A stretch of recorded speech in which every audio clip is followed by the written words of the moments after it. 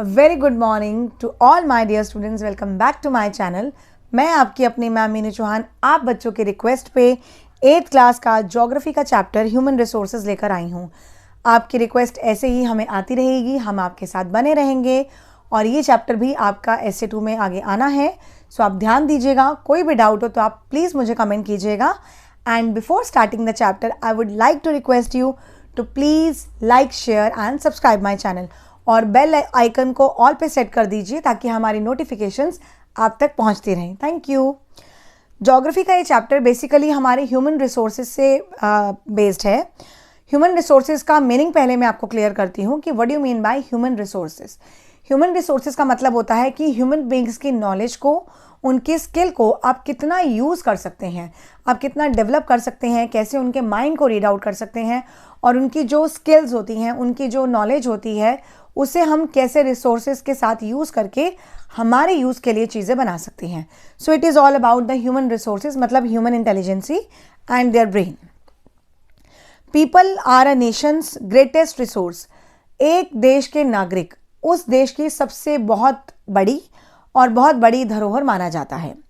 It is the people with their skill and abilities that turn them into resources, hence human resources is ultimately resource. तो ये हमारी अपनी ability है जो हमें देश के लिए काम करने के लिए मजबूर करती है। ये हमारी एबिलिटी है, ये हमारी काबिलियत है जिससे हम अपने देश को आगे ले जा सकते हैं।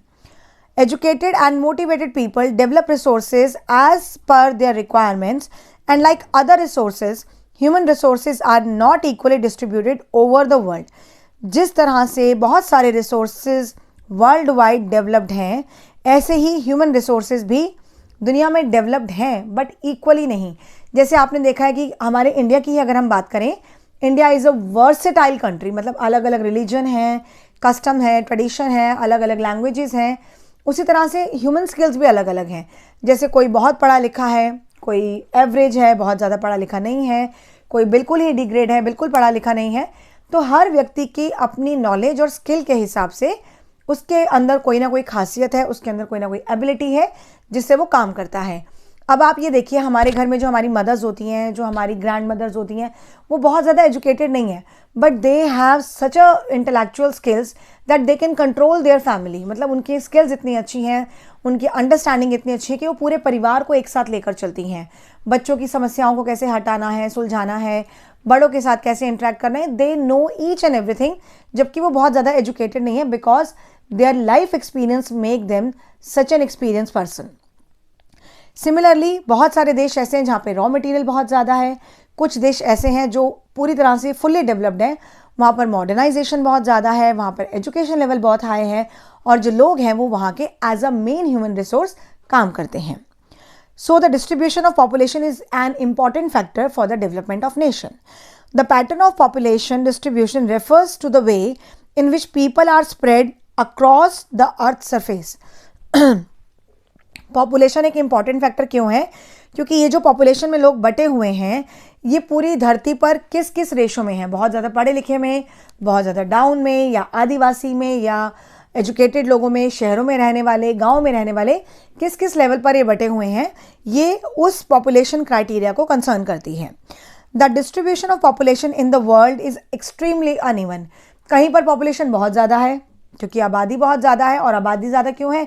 वहाँ पर उनको सारी फैसिलिटीज़ मिल रही हैं, वहाँ पे नदी के सोर्सेज हैं, पानी अवेलेबल है, बिजली है, मेडिकल फैसिलिटी है, उपजाऊ ज़मीन है, तो पॉपुलेशन बहुत ज़्यादा है। अगर आप यही बंजर ज़मीन पे चले जाओ या अटलांटिक ओशंस वगैरह की साइड जाओ, आर्कटिक ओशंस में जाओ, तो वहाँ आबादी बहुत कम है क्योंकि उनको फैसिलिटीज़ बहुत कम है और ठंड बहुत ज़्यादा है।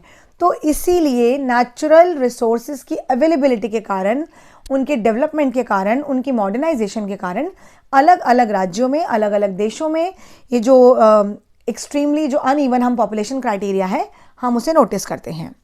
सम areas are sparsely populated. Sparsely populated का मतलब होता है बहुत ज़्यादा क्वांटिटी में भरमार, बहुत ज़्यादा पॉपुलेशन होना। सिमिलरली अगर जहाँ पर पानी होगा, बिजली होगी, रहने के लिए जगह होगी, अच्छी एजुकेशन होगा, जॉब क्राइटेरिया होगा, पक्की सड़कें होंगी, खाने की कमी नहीं होगी, तो वो जगह सबसे ज़्यादा पॉपुलेटेड होगी। इसीलिए शहरों में लोग गांव से काम छोड़कर शहरों में आते हैं, गांव से पढ़ लिखने के बाद शहरों में आके हायर एजुकेशन लेते हैं, क्योंकि ये सारी फैसिलिटीज़ उन्हें शहरों में ईजिली मिलती है। नेक्स्ट है, many more people live north of the equator than the south of the equator and almost 3/4 of the world's population live in the continents of Asia and Africa.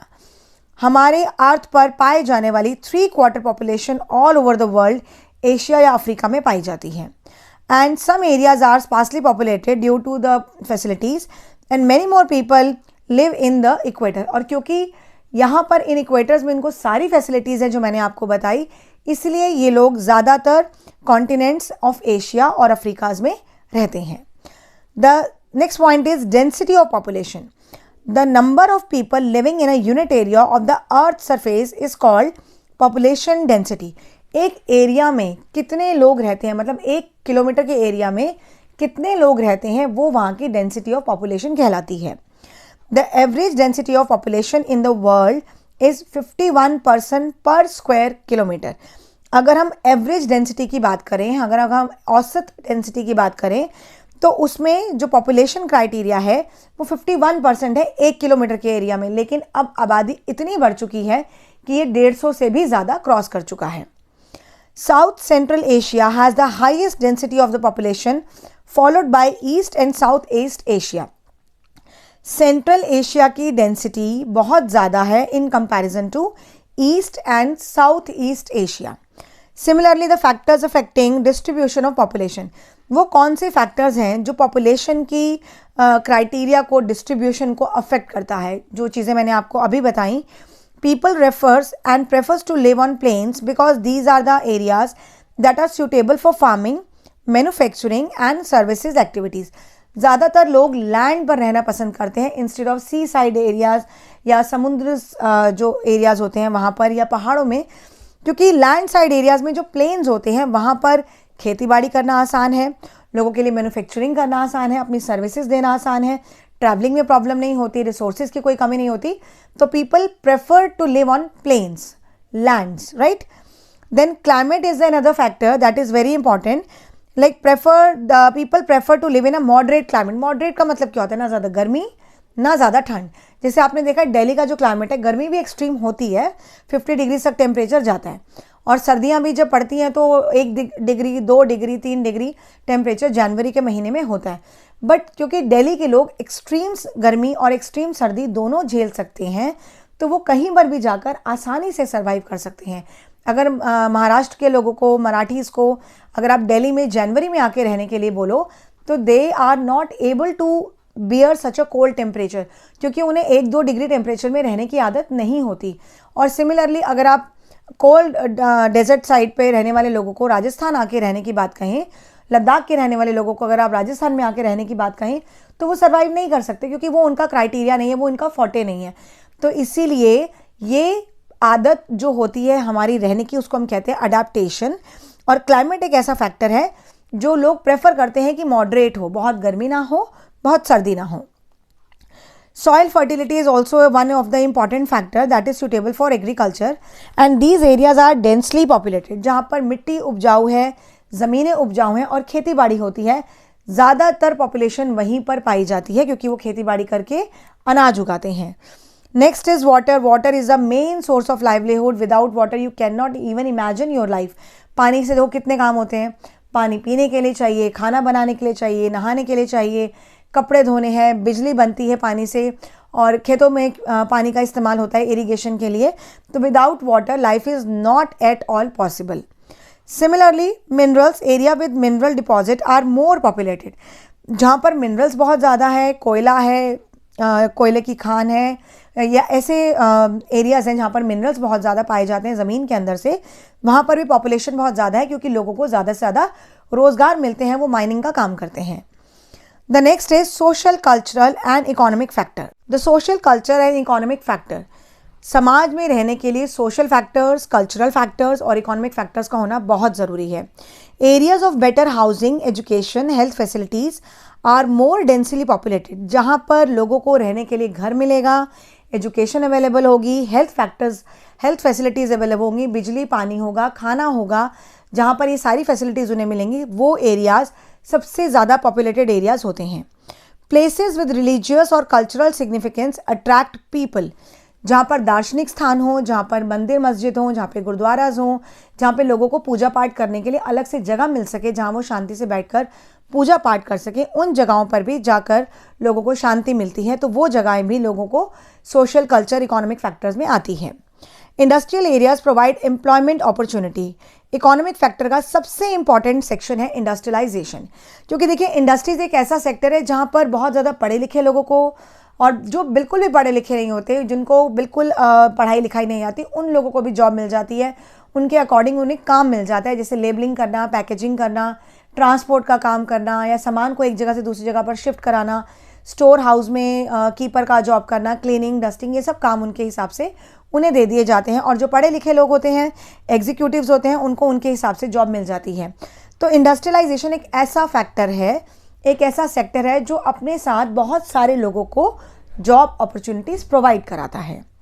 Similarly the people are attracted to these areas. तो इसी वजह से social level पर, cultural level पर और economic level पर लोग ज़्यादा से ज़्यादा गांव छोड़कर अर्बन एरियाज़ में शिफ्ट होते हैं। आज का चैप्टर मैं यहीं पर कंप्लीट करती हूँ, बट अभी ये चैप्टर पूरा नहीं हुआ, तो जस्ट वेट। अभी हम इतना आपको करवा रहे हैं जितना आपको हमने बताया, क्योंकि ये चैप्टर थोड़ा लेंदी है, ये बहुत बोरिंग हो जाएगा अगर इसे कंटिन्यू किया गया। तो आप यहाँ तक पढ़िए। नेक्स्ट वीडियो में हम ये चैप्टर पूरा कंप्लीट करेंगे, and I will give you some notes and important points also to note down. तो till then, take care of yourself and your family. Goodbye, and don't forget to like, share and subscribe my channel. Bye.